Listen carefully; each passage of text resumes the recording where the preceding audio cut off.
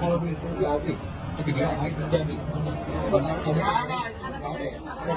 Di RUU TNI itu.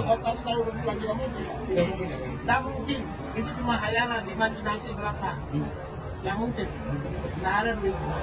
Sangat tidak mungkin, mustahil, sangat mustahil. Itu orang yang hidupkan itu orang-orang nggak ada kerjaan, nggak punya kerjaan.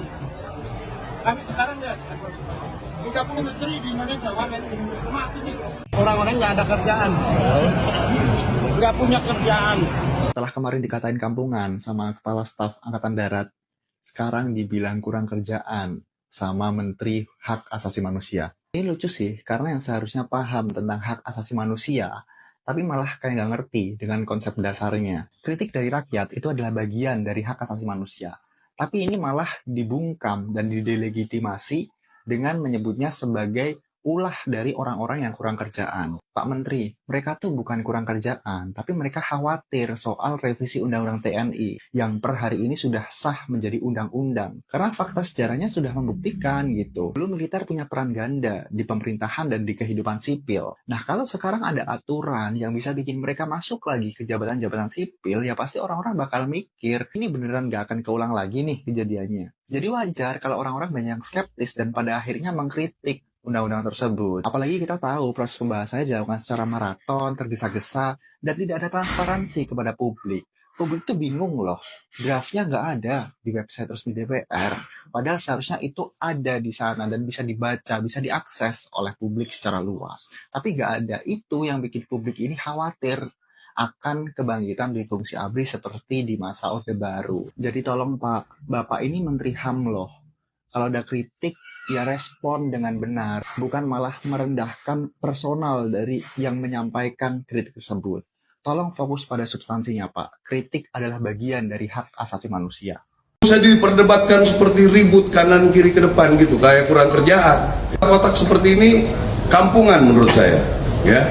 Cara Bapak menanggapi kritik daripada masyarakat itu udah nunjukin kalau misalkan TNI aktif itu nggak cocok untuk kemudian masuk ke ruang sipil. Harusnya ya militer ya di militer gitu, ngurusin pertahanan dan keamanan kita yang masih sangat-sangat lemah, gampang dibobol, gampang dihack dan lain-lain sebagainya, daripada harus memasuki ruang-ruang yang seharusnya menjadi tupoksi daripada aparatur sipil negara. Satu, menolak militer masuk ke dalam jabatan-jabatan sipil itu bukan kampungan, Pak, tapi bagian daripada cara-cara rakyat untuk kemudian mengawal dan menjaga prinsip-prinsip demokrasi, dan juga salah satunya adalah amanat reformasi untuk kemudian larangan di fungsi ABRI.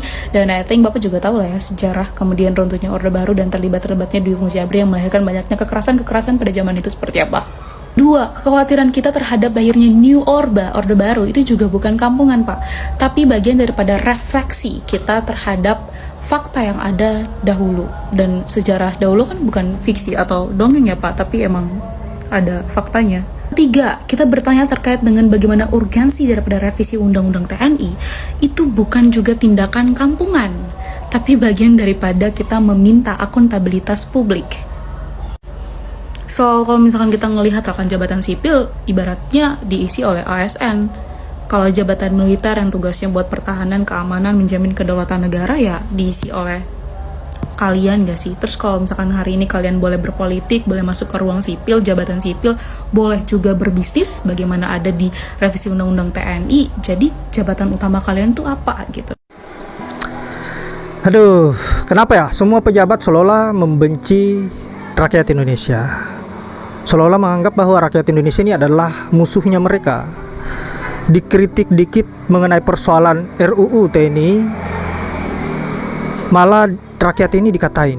Bayangkan, sekelas Natalius Pigai sebagai Menteri HAM mengatakan bahwa orang yang mengkritisi tentang RUU TNI adalah orang yang tidak mempunyai pekerjaan.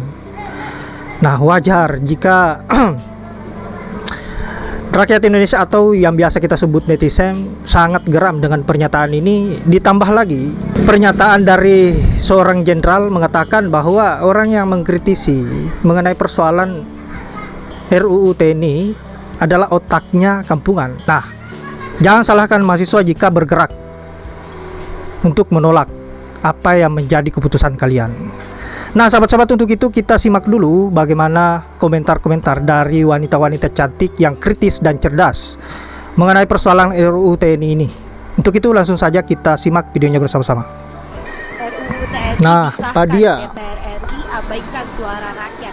Hari ini DPR RI resmi mengesahkan RUU TNI di dalam rapat paripurna.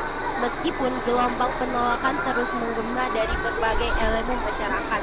Salah satu kekhawatiran besar adalah berpotensi kebangkitan dui fungsi TNI yang bertentangan dengan prinsip demokrasi Ini dan yang menjadi ketakutan supremasi kita sipil. sebagai rakyat Indonesia. Ironisnya, pengesahan ini terjadi di bawah kepemimpinan Ibu Puan Maharani yang seharusnya memahami dan juga menghormati pesan dari Presiden Republik Indonesia pertama, Bapak Soekarno, yang berpesan bahwa militer tidak boleh ikut berpolitik, serta pesan dari Presiden Republik Indonesia kelima, Ibu Megawati Soekarno Putri, yang tidak memperbolehkan militer ikut dalam berpolitik. Namun kini justru Ibu Puan yang menjadi bagian dari pengesahan RUU TNI yang berpotensi membuka kembali ruang bagi militer dalam urusan sipil.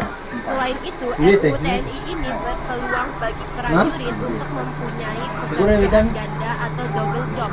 Sementara itu, rakyat sipil masih berjuang untuk mencari lapangan pekerjaan. Seharusnya DPR fokus menciptakan kebijakan untuk memperluas lapangan pekerjaan bagi masyarakat, bukan malah menambah hak istimewa bagi kelompok tertentu.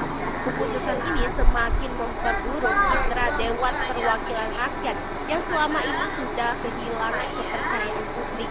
Alih-alih memperbaiki hubungan dengan rakyat, DPR justru semakin menunjukkan bahwa kepentingan politik lebih diutamakan daripada aspirasi masyarakat. Apakah demokrasi masih berjalan di negeri ini atau kita sedang mundur ke masa lalu? DPR ini Dewan Perwakilan siapa sih? Kalau benar-benar perwakilan rakyat, ya harusnya tahu dan paham betul apa yang rakyat inginkan. Betul. Sekarang itu lagi marak-maraknya kasus korupsi Pertamina, oplosan gas, emas antam, sampai minyak goreng. Harusnya sahkan tuh RUU perampasan aset dan hukuman mati untuk para koruptor. Fokus DPR harusnya bukan malah buru-buru untuk mengesahkan revisi RUU TNI. Negara ini udah dirugiin ribuan triliun, tapi lucunya yang difokuskan sama DPR yang bukan itu, seolah lengah dan acuh tak acuh atas fakta yang terjadi. Jadi siapa yang boleh memilih? Kepentingan individu atau kelompok? Gak salah Gus Dur sama IR Soekarno ingin membubarkan DPR. Dan poin pentingnya, RUU TNI ini memberikan perluasan terhadap militer untuk berpartisipasi dalam bidang politik. Kalian bisa bayangin, kita kembali ke masa Orde Baru. Bayangin aja, kalau misalnya kalian protes, diselesaikannya ya dengan cara militer. Udahlah bikin kebijakan sambil ngumpet, di hotel lagi, katanya efisiensi. Menggelar rapat tertutup, biar apa? Tertutup kan artinya memang ada yang ditutup-tutupi. Koreksi kalau benar. Tolak dui fungsi ABRI ini. Negara ini negara demokrasi, bukan negara militer dan otoriter. Masyarakat aja banyak yang nganggur, enak banget mereka kelimpahan jabatan. Berilah jabatan pada ahlinya biar selamat. Jangan sampai terulang negara Orba Jilid 2. Reformasi kita dulu berusaha memisahkan TNI dari politik. Jadi pikir deh, ini kemajuan atau kemunduran. Satu job desk saja keteteran, lah ini mau ngambil double. Kasian gak tuh orang yang sekolah tinggi-tinggi belajar mati-matian nggak kebagian job, alias jadi pengangguran endingnya. So tulis pendapatmu di drop komen dan share video ini.